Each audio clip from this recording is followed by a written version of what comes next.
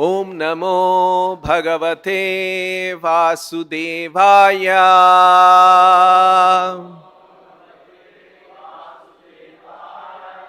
Reading from Srimad Bhagavatam, Canto 5, Chapter 6, text number 19. Lokasya ya karunaya bhayamatma lokam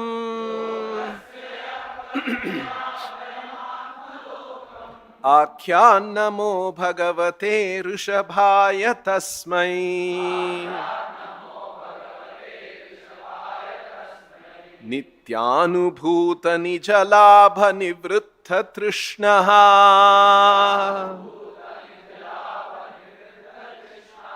Shreyasya tadrachanaya chirasupta buddhe. Translation and purport by His Divine Grace A.C. Bhaktivedanta Swami Srila Prabhupada. The Supreme Personality of Godhead, Lord Rishabhadeva, was fully aware of His true identity. Therefore, He was self-sufficient and He did not desire external gratification. There was no need for Him to aspire for success, since He was complete in Himself. Those who unnecessarily engage in bodily conceptions and create an atmosphere of materialism are always ignorant of their real self-interest. Out of His causeless mercy, Lord Rishabhadeva taught the self's real identity and the goal of life.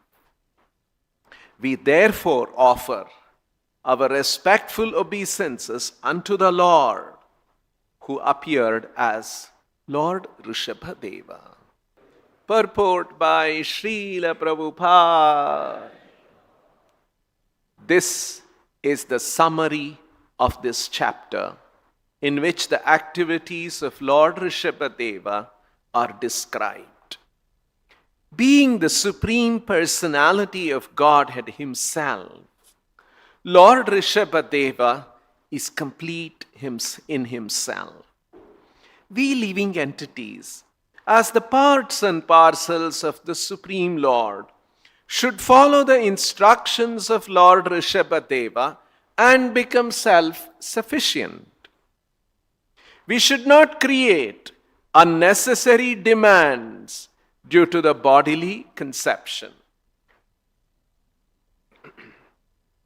When one is self-realized, he is sufficiently satisfied due to being situated in his original spiritual position.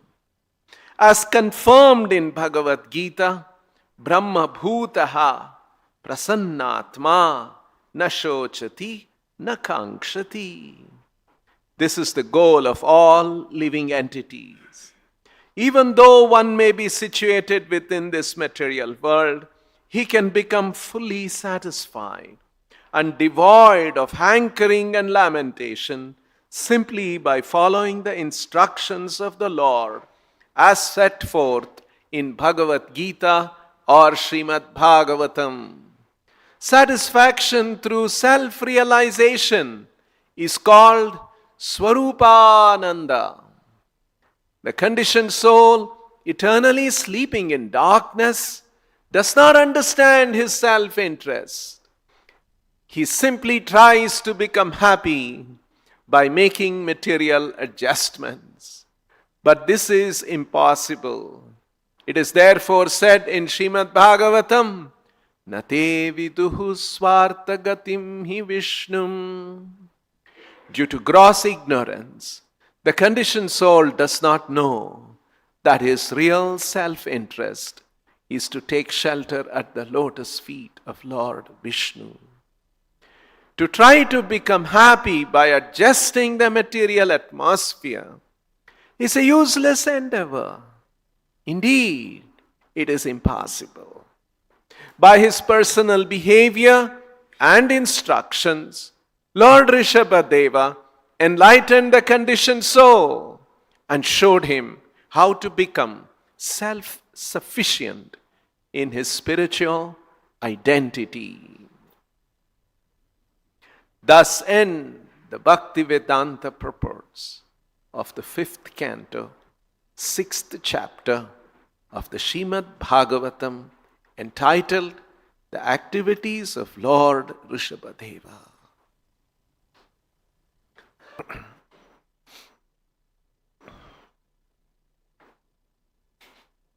This is the last verse of this chapter, called The Activities of Lord Rishabhadeva. And Prabhupada begins the purport by saying, this is the summary of this chapter in which the activities of Lord Rishabhadeva are described. So, this is a summary of the entire chapter. So we will see. Nitya anubhuta nija labha nivruddha trishnaha. Nitya anubhuta. Due to being always conscious of his real identity. Anubhuta means perception or experience or realization. Rishabhadeva was Nitya Anubhuta. He was constantly perceiving, realizing his true identity, Nitya Bhuta, Nitya Anubhuta, and this experience was Nitya, constant, eternal.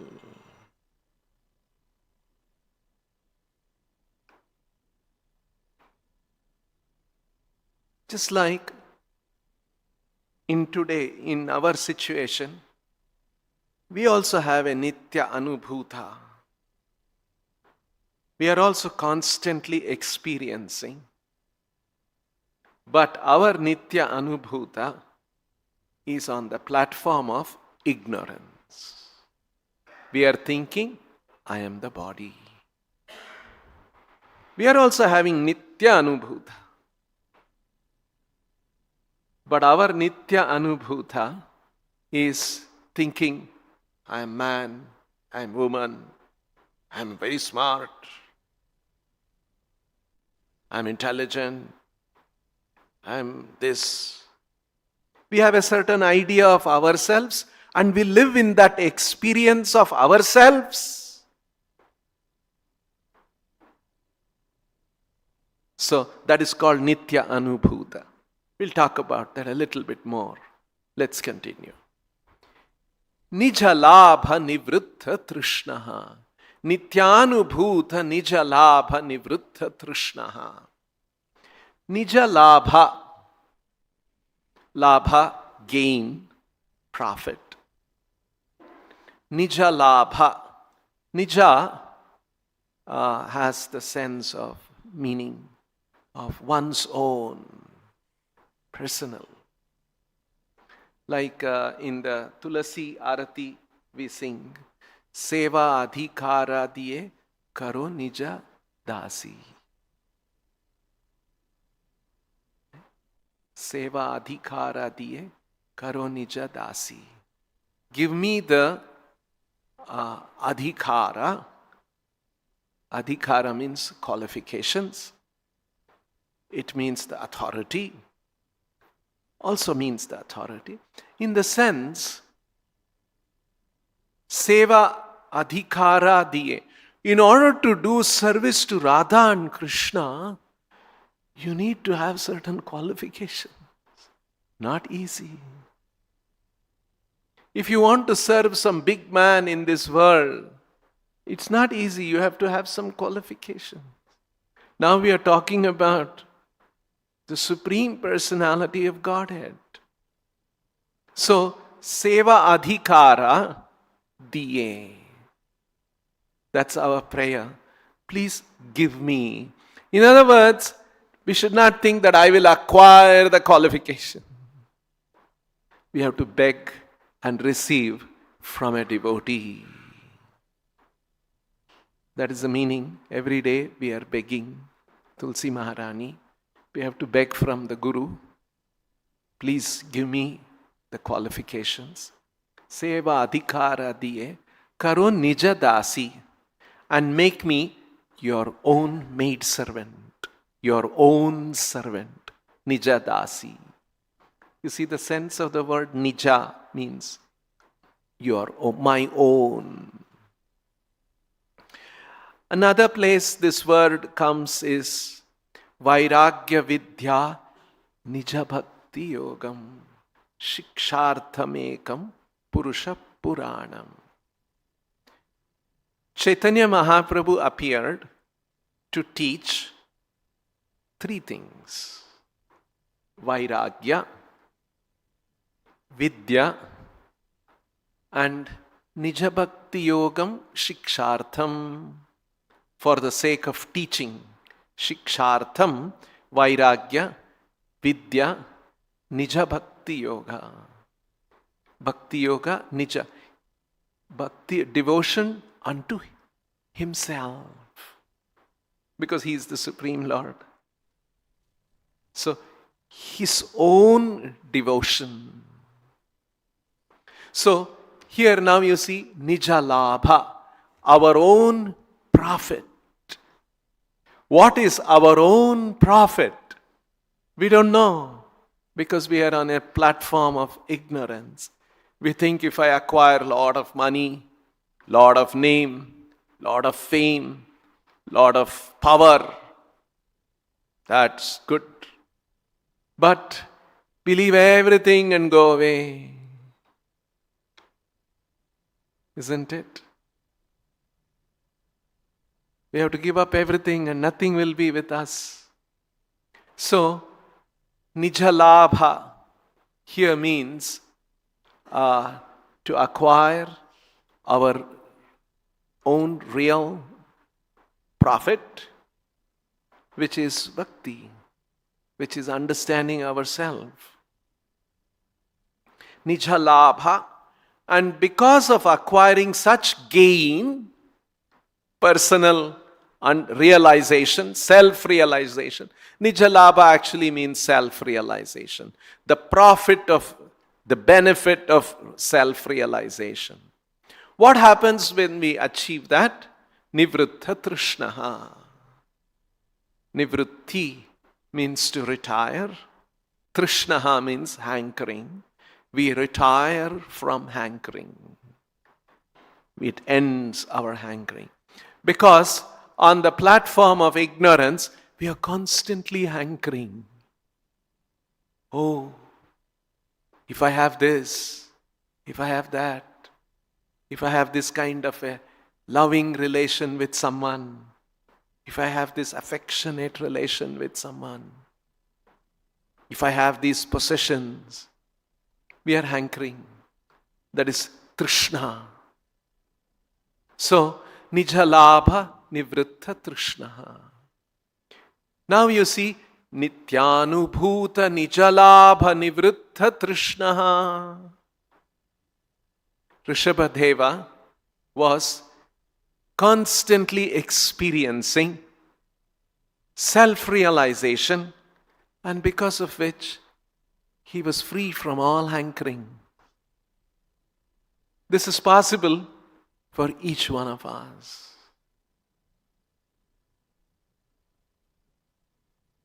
We will read. Shreyasi. Shreyas and prayas, Prabhupada has always taught us. Here Prabhupada's translation. Shreyasi, in life's genuine welfare. In ignorance, we run after so many things thinking that is welfare. But that's not welfare. That may be welfare of the body, of a temporary situation. And we all know situations change in life, in this world, and things go bad. So, Shreyasi means in life's genuine welfare. Atat Rachanaya. Shreyasi Atat Rachanaya. Very nice translations and explanations by Srila Prabhupada. Tat means that. That referring to Shreyasi. But Atat, not that. Not Shreyasi. Atat Rachanaya, Shreyasi Atat Rachanaya, not being aware of our genuine welfare, we have created a world around us. Rachanaya. You see? So, Atat Rachanaya. By expanding activities in the material field, mistaking the body for the cell. Prabhupada often pointed out that this is a misdirected civilization. We have a civilization around us, motor cars, big buildings, bridges, factories, companies, and infrastructure for enjoying the senses, for amplifying the senses of the body. And people are busy with that. You see, this is Shreyasi Atat Rachanaya.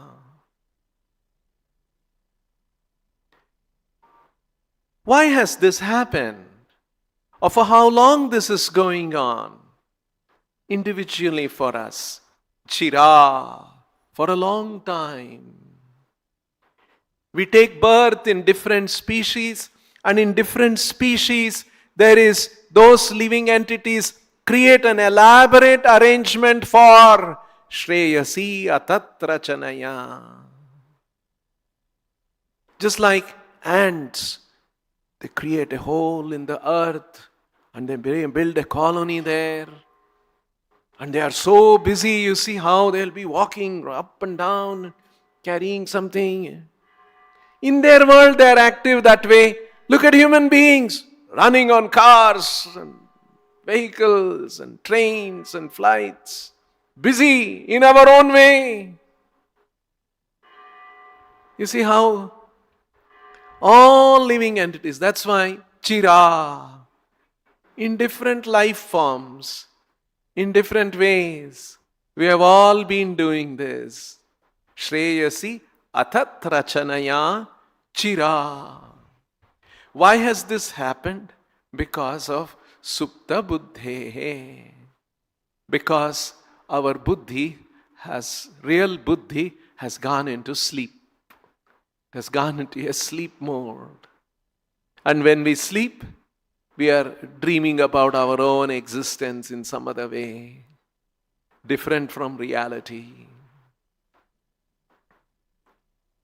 So, Shreyasi Atat Rachanaya Chirasupta Buddhe. And this has been going on for a long time. And such people, Lokasya, Yaha, Karunaya, Abhayam, Atmalokam, Akyat. And to such Lokasya, of such people, to such population, to such a world where people have become ignorant of their true position.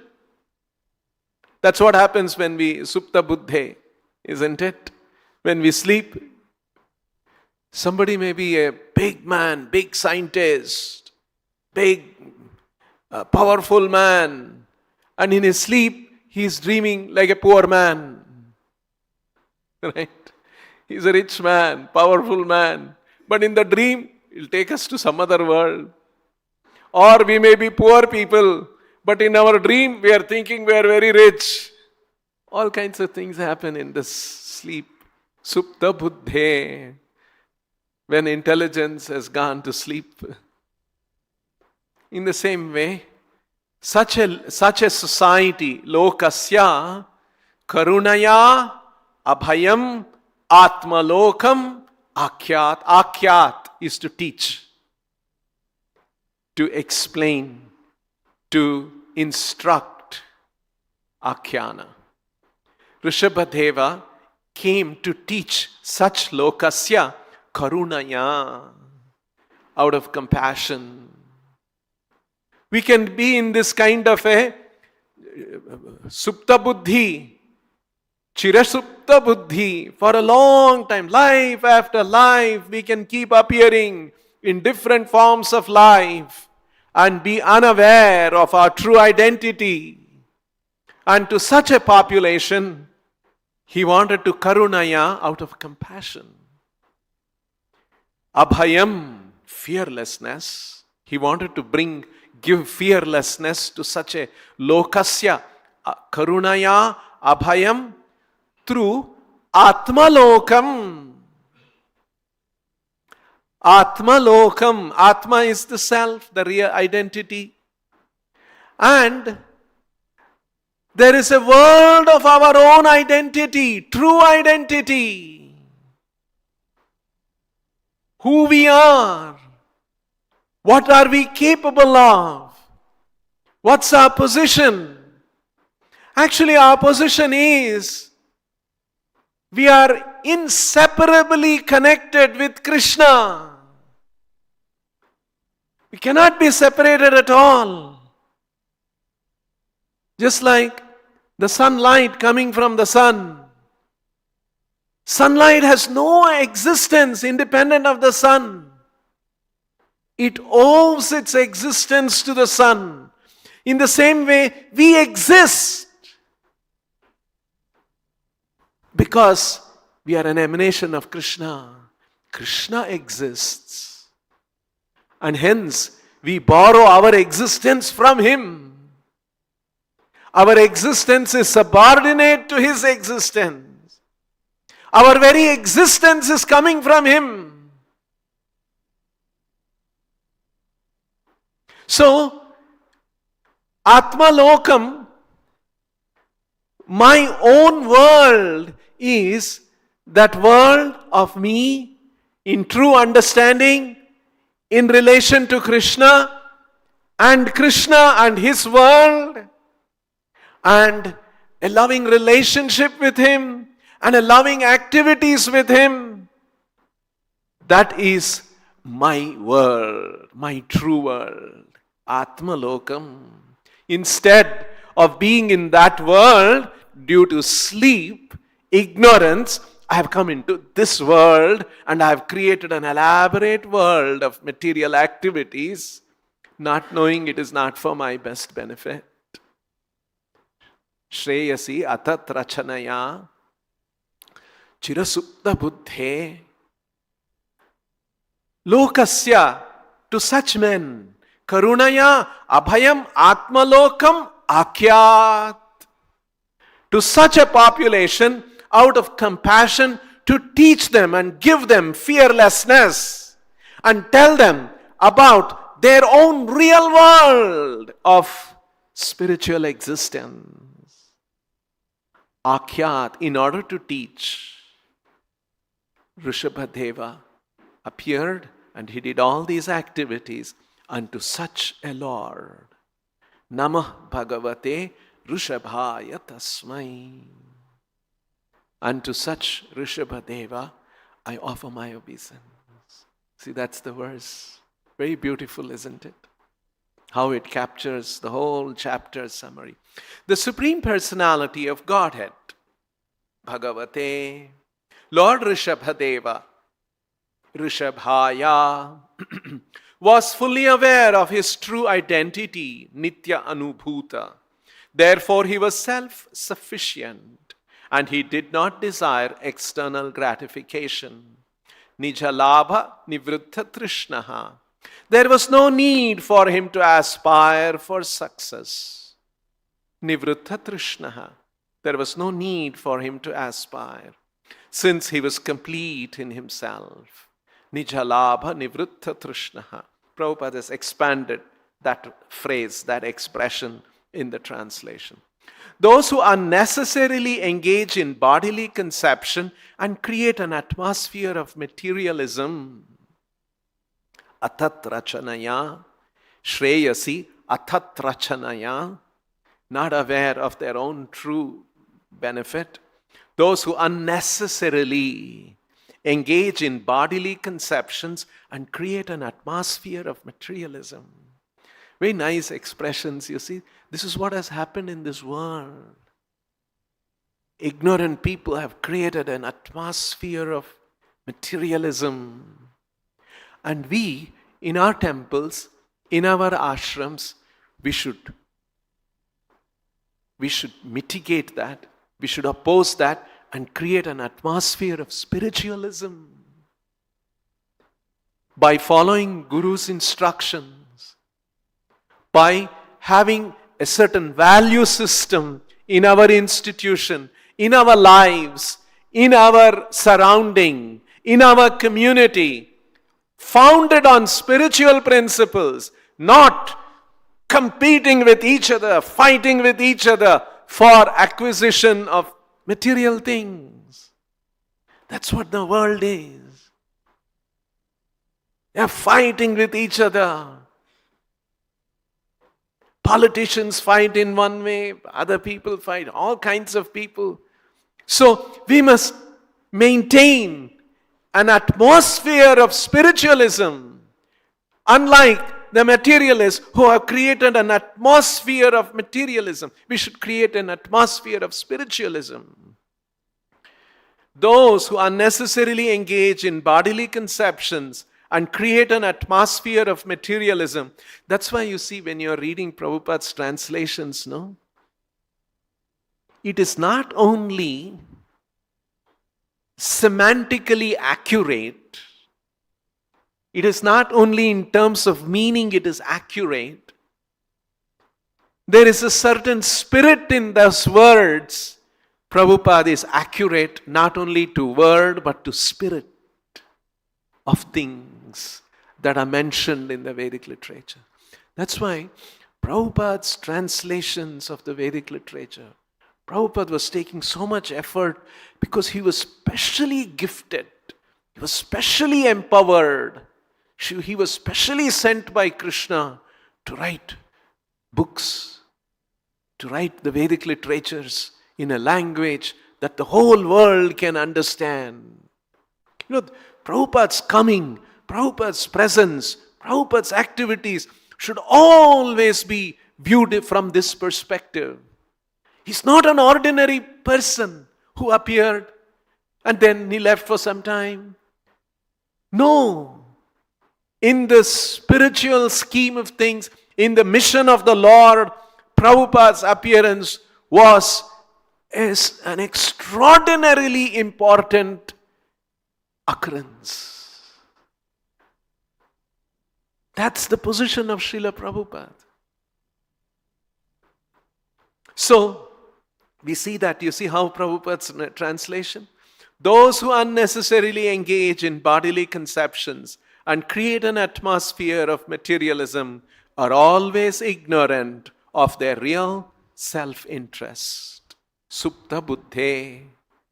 Their self-interest, they are supta buddhe. Chira supta buddhe are always ignorant of their real self-interest. Out of his causeless mercy, Karunaya, Lord Rishabhadeva taught, Akyat. He taught, he instructed his sons. It was recorded in the Bhagavatam. He's instructing us by when we are reading Bhagavatam. We are able to get that instruction. Out of his causeless mercy, Lord Rishabhadeva taught the self's real identity and goal of life, Atma Lokam. Our real identity and the goal of life. We therefore offer our respectful obeisances unto the Lord. Namo Bhagavate, Namaha Bhagavate, Rishabhaya Tasmai, who appeared as Lord Rishabhadeva. So, The first thing that we should notice is Nitya Anubhuta. This Bhagavatam is teaching us, Rishabhadeva is teaching, Krishna is teaching, Prabhupada is teaching a certain realization, Nitya Anubhuta, which is actually an eternal realization. Right now, we are having a realization, I'm a man. In our last life, we were having another realization. Maybe I'm an ant, I'm a bird, I'm an ant. Just like a dog, a cat, or a lion. Lion is moving around, right? We see some wildlife videos, something. It's moving around in the forest. It's having one realization of itself. I'm a lion. Right? So all people also walking in the street, driving, having a realization. But that's a temporary realization. It is not a Nitya Anubhuta. It is a Anitya Anubhuta the person is going through. Death comes, and suddenly he'll be shifted to another situation, and now that Anubhuta he'll be having. Whereas Rishabhadeva, Krishna, Bhagavatam, Guru is teaching there is one Nitya Anubhuta we can have. And it is Nitya Anubhuta, meaning it is the permanent. So in other words, it's an understanding of ourselves which is founded on reality, not on the foundation of ignorance. So our identity established in reality is that we are a servant of Krishna, we are related to Krishna, we are conscious of that relationship, we are experiencing that relationship, and devotees noticed that in Srila Prabhupada. I'll give one example.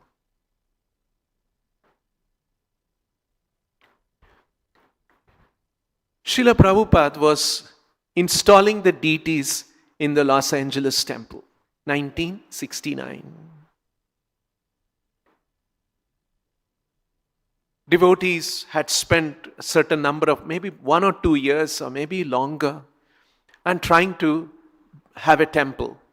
And they would rent a place. They thought it was a very good place. They rented a place somewhere near Hollywood. And they would have loud kirtan, like how devotees get excited with nice kirtan. And the neighbors were very unhappy. And they got the order that they should be sent away. And they had to move out because they get disturbed, and courts and regulators, they understand that we should not disturb. And they told the devotees, you should not. So devotees didn't have a place. Like that, they were struggling, and finally they got a place and they purchased the place. That's where the present ISKCON temple is, Los Angeles temple. And Prabhupada was installing the deities, Radha Krishna deities. And he gave them the name Rukmini Dwarkadisha deities. So when he was installing the deity, as part of the ceremony, Prabhupada gave a talk. And then in the talk, you see, it was 1969. You must notice that it's very early days. Devotees were all very young. Prabhupada was slowly, gradually introducing the concept of deity worship. And so Prabhupada said, if you think the deities are marble, brass, it was also a brass deity was being installed, brass. If you think like that, you can forever remain like that. But if you develop Krishna consciousness, then you can experience the presence of the Lord. Yesterday we read in the Mangalarati, very nice quote on deity worship. Don't know if you all remember. Please try to read that. Prabhupada is saying deity worship is a facility offered by the Lord for us to see spirit in matter. Because we can only see matter. In our present consciousness, in our present situation, we can only see matter. And we can see only matter partially. Not everything of the matter also we can see. We can see, there are radio waves in this room. Our eyes cannot see. Radio waves are also material waves. We cannot see. So we can see even the material experience we have is a partial experience. What to speak of as spiritual? Something transcendental to this, beyond this. So we cannot see, we can only see in our present situation only matter. And for such people, for us, deity worship is a facility so that we can see spirit in matter. Actually, the Supreme Spirit is residing, is manifesting in the deities. And now, by doing deity worship, by offering service, by working for the deities, by keeping deities in the center of our lives, when we lead a life, we will get purified. And then when we get purified, Prabhupada says, we can feel the presence of the Lord. You see? That's why Prabhupada writes in another occasion, the pujaris should be always reading Prabhupada's books. If you don't read, you will not feel the presence of the Lord. And it will think you will think that it is idol worship. And Prabhupada says, that is what happened in India. So many temples are there, but they neglected reading and learning about the Lord. And hence, they thought that, what is the importance of deity worship in the temple? And although acharyas had established, so many great devotees had established so many temples, they started neglecting. They thought it's better to go and work in a factory. You'll get money. You can enjoy life. And that's why so many temples are there in our country, isn't it? Neglected. So, Prabhupada was saying all this. And then Prabhupada began to explain. And after saying this, I'll read it also, so that you get an accurate version of what I'm saying. Then Prabhupada said, he gave one example of one Vamshi Babaji, who could speak to the Lord, to his deity. And then Prabhupada said, even Sanatan Goswami, he could speak to Madan Mohan. And Madan Mohan would speak to him. Because Sanatan Goswami had become an old man. And he could not go around and beg. Somebody would give him some, and he would preserve that, and he would offer that roti. And so Madan Mohan was talking to him, asking him, what is this you are giving me, dry roti? Can you not go and get something more delicious? And Sanatan Goswami was telling him, I am an old man, what can I do? Whatever I get, I offer you. And Prabhupada is laughing. And when he is describing this, and Prabhupada is saying, and in the same mood, I'll read that soon. Prabhupada says, actually, what is most important is bhakti. Bhaktya prayachati. When the devotee offers with bhakti, then Krishna will accept. He wants that bhakti. What can we offer? Everything belongs to the Lord. Everything is His. So if we say, my dear Lord, I have brought this for you, please accept. And as Prabhupada says that, Prabhupada begins to cry. He starts weeping. Please accept Krishna. And then Prabhupada says, don't be puffed up. And then he closes the class, says, thank you very much. And he's weeping. So you see, what I wanted to point out was, Prabhupada always lived in that experience of Krishna consciousness. For him, for us, Krishna consciousness is a few minutes a day, maybe few hours affair. Rest of the time we are Krishna unconscious. Prabhupada always was in Krishna consciousness. And when he was speaking, in few seconds he is laughing, few seconds in connection with Krishna's Leela, Sanatana Goswami's Leela, and a few seconds later he's just weeping.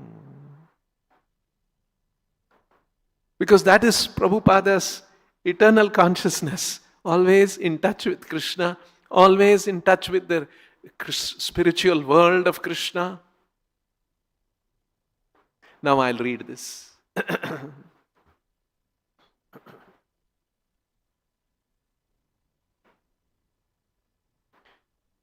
So this is on the day of installation. So it's about deity worship. If you think this is a brass-made idol, then it will remain a brass-made idol to you forever. But if you elevate yourself to higher platform of Krishna consciousness, then Krishna, this Krishna will talk with you. This Krishna will talk with you. There is Vamshidas Babaji Maharaj. He was talking with his deity. And Krishna, just like Madan Mohan, he was talking with Sanatana Goswami. Madan Mohan, Sanatana Goswami at that time had no temple. He was hanging his deity on the tree. Sri Madan Mohan was talking with him. Sanatana, you are bringing all these dry chapatis and it is stale and you don't give me even little salt. How can I eat?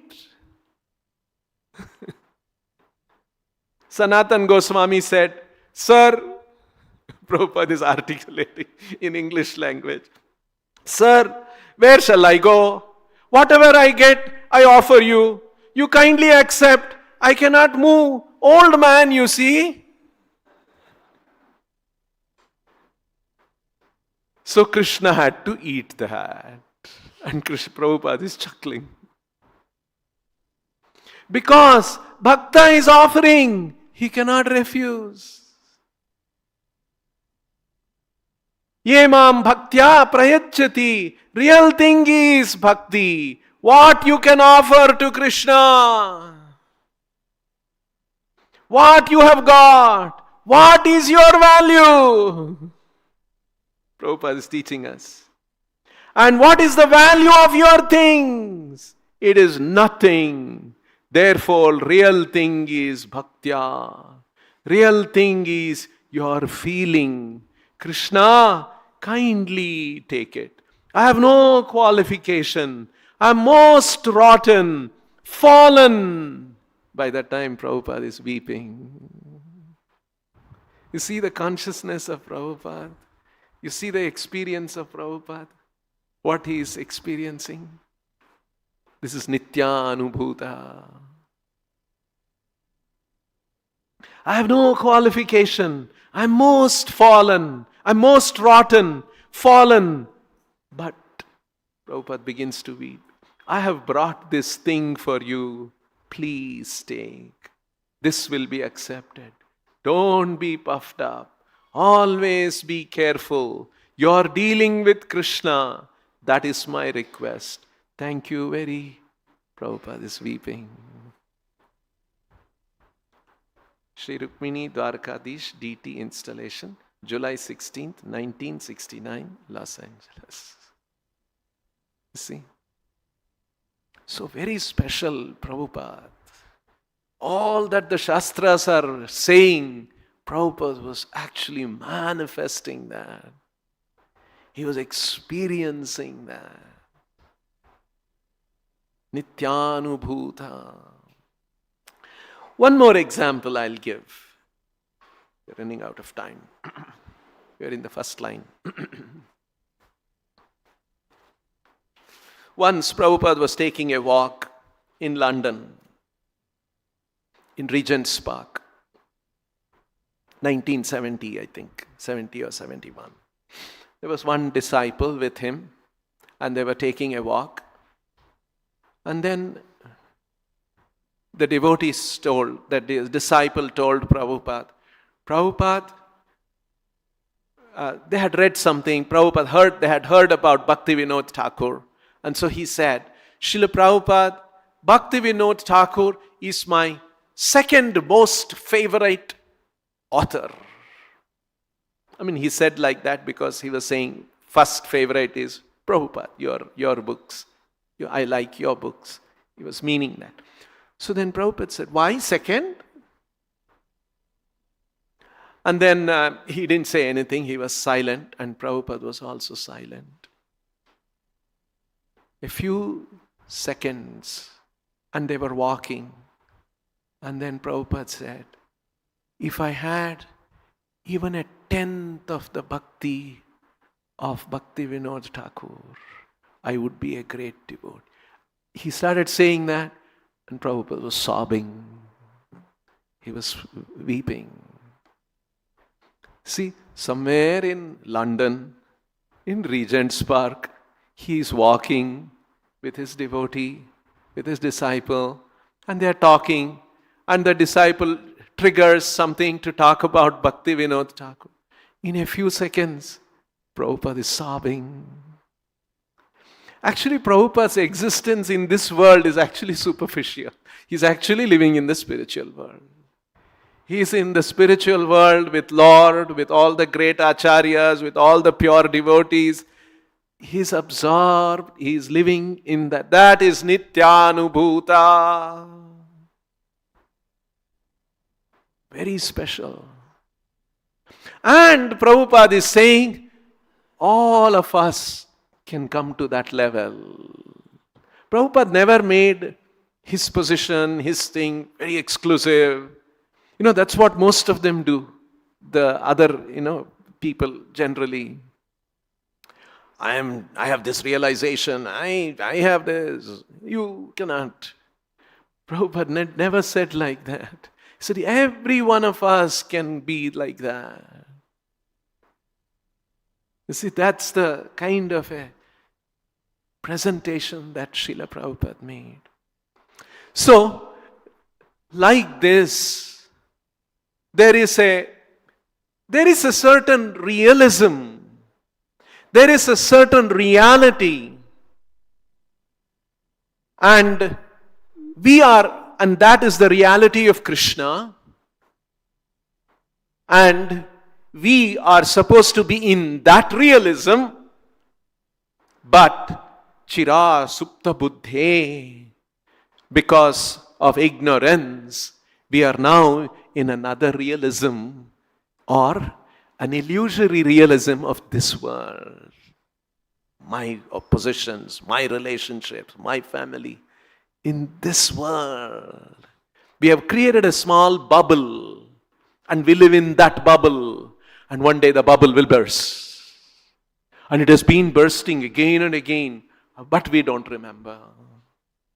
We cannot remember this. We are not equipped to figure out all these things by ourselves.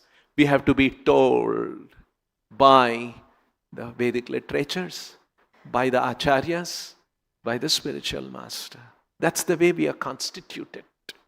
Maya mugdha jeev, nahi swatha Krishna gyan. When we are Maya mugdha, we are bewildered by Maya, where we are in this bubble of illusion. On our own, we cannot figure. We'll have our world. Oh, my child, my father, my mother, my wife, my husband, my family will be in that world. We were all in that world. To some extent, we are still now. But at least, now we know Prabhupada has taught us we should not be there. So, there is another world of realism which we can constantly be in touch with, and we can be experiencing that. Not like now, We are mostly in our bubble of illusory world, and now and then we get a little sense, oh, Prabhupada has taught, we should be serious. So now and then we lapse into Krishna consciousness. Mostly we are back into Krishna unconsciousness. Whereas great devotees, Rishabhadeva, they were always in the consciousness of that realism, and they were constantly experiencing. And as a result of such personal gain of self-realization, they were not hankering. You see how nicely Prabhupada writes this in the purport. Later on you can read. I won't extend. I'll close with this. When one is self-realized, purport.